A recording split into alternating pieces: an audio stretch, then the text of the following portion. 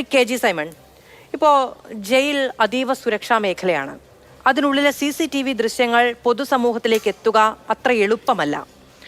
ഇയാൾ ജയിൽ ചാടാൻ ശ്രമിച്ചതിൽ ഇയാൾക്ക് എന്തെങ്കിലും തരത്തിലുള്ള സഹായമുണ്ടോ, എന്തൊക്കെയാണ് ഉപയോഗിച്ചത്, ഏത് വഴിയിലൊക്കെയാണ് പോയത് തുടങ്ങിയ കാര്യങ്ങളൊന്നും സമൂഹത്തിലുള്ളവർക്ക് പെട്ടെന്ന് മനസ്സിലാക്കില്ല. ഇത് പരിശോധിക്കുന്നത് ആത്യന്തികമായ ഉദ്യോഗസ്ഥർ മാത്രമാണ്. അതാ കണ്ണൂർ ജയിലിലെ ഈ ഭിത്തി ഇങ്ങനെയാണ്, അതിലൂടെ കടന്നു പോകുന്നു എന്ന തരത്തിൽ പൊതുജനങ്ങൾക്ക് മനസ്സിലാക്കാൻ പ്രാപ്തമായ രീതിയിലുള്ള ദൃശ്യങ്ങൾ പുറത്തുവിടുക സുരക്ഷാ ക്രമീകരണങ്ങൾക്ക് വലിയ തടസ്സമായിരിക്കും എന്നുള്ളത് കൊണ്ട് തന്നെ. അപ്പോൾ ആരെങ്കിലും സഹായിച്ചോ എന്നുള്ള ചോദ്യത്തിന് ഇല്ല എന്ന് ജയിൽ അധികൃതർ പറഞ്ഞാൽ തീരുന്ന ഒന്നാണോ? ഈ CCTV ദൃശ്യങ്ങൾ പരിശോധിക്കുന്ന സംവിധാനം സുതാര്യമായിരിക്കുക എന്നത് ജനങ്ങളുടെ കൂടി ആവശ്യമാണല്ലോ. എന്താണ് അതിന് വഴി? ഇതിപ്പം പറഞ്ഞ കാര്യങ്ങളെല്ലാം വളരെ ശ്രദ്ധയോടെ ഞാൻ കേട്ടിരുന്നു. ഇപ്പം നമുക്ക് ഈ ജയിലിനെ സംബന്ധിച്ച് ഇപ്പോൾ ചോദിച്ച ചോദ്യം വളരെ പ്രസക്തമാണ്. പറഞ്ഞ ശരിയാണ്, നമുക്ക് എല്ലാ കാര്യങ്ങളും ജയിലിലുള്ള എല്ലാ കാര്യങ്ങളും പുറത്ത് പറയാനായിട്ട് പറ്റത്തില്ല. ഈ CCTV ദൃശ്യങ്ങൾ പുറത്തേക്ക് പോകാനും പറ്റത്തില്ല എന്നുള്ള കാര്യം സത്യമാണ്. ഇപ്പോൾ ചോദിച്ച ചോദ്യം എന്ന് പറയുന്നത് ഇതാരെങ്കിലും സഹായിച്ചോ എന്നുള്ളതാണ്. അങ്ങനെ ചോദ്യം വന്നാലും അതിന് നമുക്ക് എതിർക്കാൻ പറ്റത്തില്ല. പക്ഷേ ഇപ്പോൾ ബഹുമാനപ്പെട്ട മുഖ്യമന്ത്രിയും മറ്റുള്ള എല്ലാ സീനിയർ ഓഫീസേഴ്സും നല്ല ടീമിനെ ഇതിനുവേണ്ടി കോൺസിക്യൂട്ട് ചെയ്തിട്ടുണ്ട്. നല്ലൊരു ടീമിനെ ഇതിനുവേണ്ടി രൂപീകരിച്ചിട്ടുണ്ട്. ആ രൂപീകരിച്ച ടീമിൻ്റെ അന്വേഷണം പുറത്ത് വരുന്നവരെ എനിക്ക് പേഴ്സണലായിട്ട് ഇത് പറയാനായിട്ട് ബുദ്ധിമുട്ടുണ്ട്.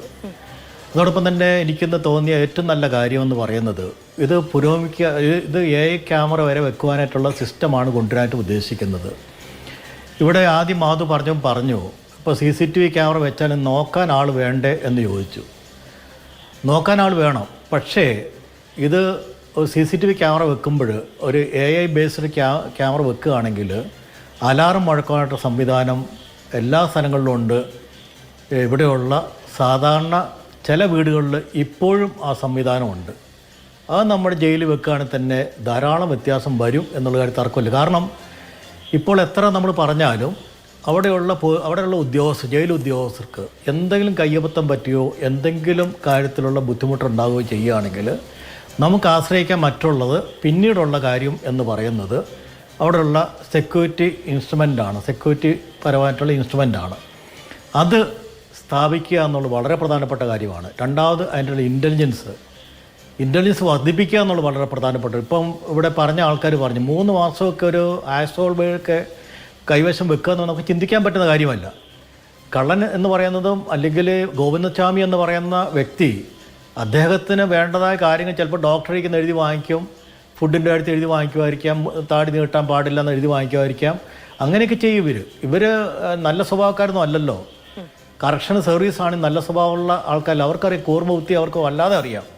ഇപ്പോൾ അവർ പറയുമ്പോൾ മറ്റൊരു കാര്യം നമ്മൾ ശ്രദ്ധിക്കേണ്ട കാര്യം, മറ്റുള്ള ജയിൽ ചാട്ടം പോലെ അല്ല ഈ ജയിൽ ചാട്ടം എന്ന് പറയുന്നത്. ഗോവിന്ദസ്വാമിയെ സംബന്ധിച്ചിടത്തോളം അവന് ജയിൽ ചാടി പുറത്ത് പോയിട്ടുണ്ടെങ്കിൽ അവന് വീടില്ല, അവന് മറ്റേ ആരും കാണാനില്ല.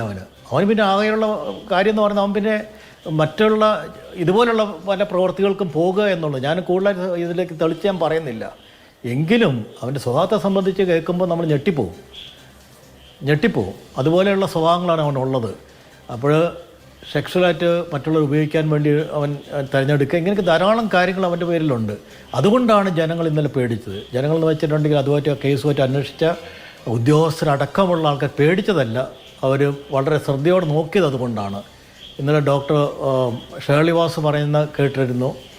അവർ തന്നെ പലരും അവരെ വിളിച്ച് പറഞ്ഞു സൂക്ഷിക്കണം. എന്തുകൊണ്ടാണ് ഇത് പറയുന്നത്?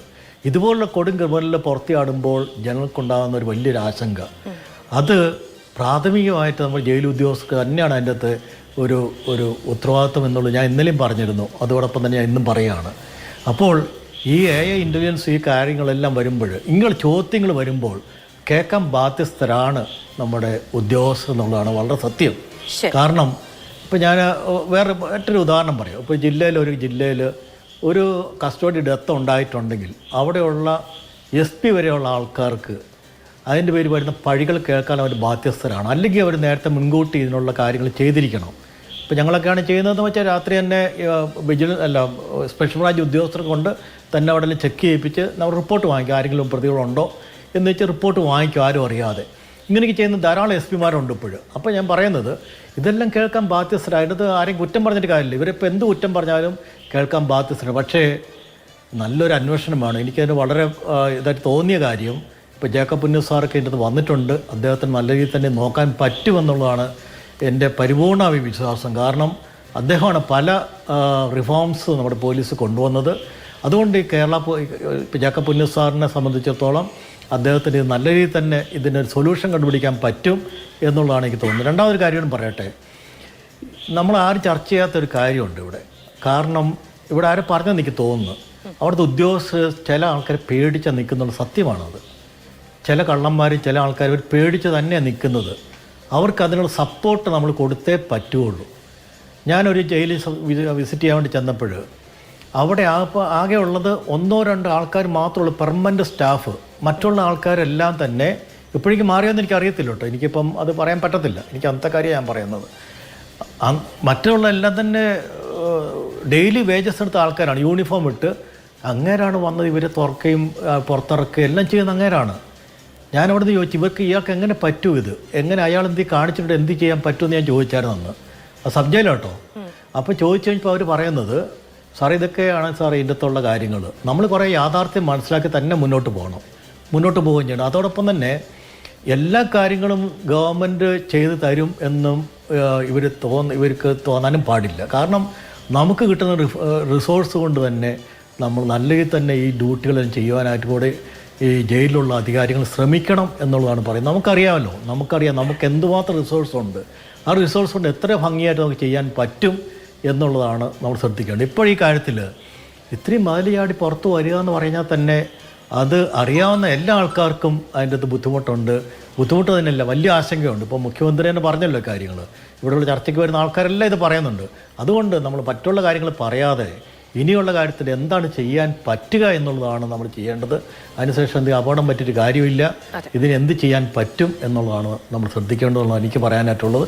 തീർച്ചയായിട്ടും മറ്റുള്ള ആൾക്കാരുടെ കയ്യിൽ നിന്ന് ഇപ്പോൾ മാധു പറഞ്ഞ പോലെ പുറത്തേക്ക് പോകാനായിട്ടുള്ള സഹായം ലഭിച്ചില്ലെങ്കിലും മറ്റ് സഹായം എന്തെങ്കിലും ലഭിച്ചിട്ടുണ്ടോ എന്നുള്ളത് സംശയിക്കേണ്ടിയിരിക്കുന്നു, തീർച്ചയായിട്ടും സംശയിക്കേണ്ടിയിരിക്കുന്നു.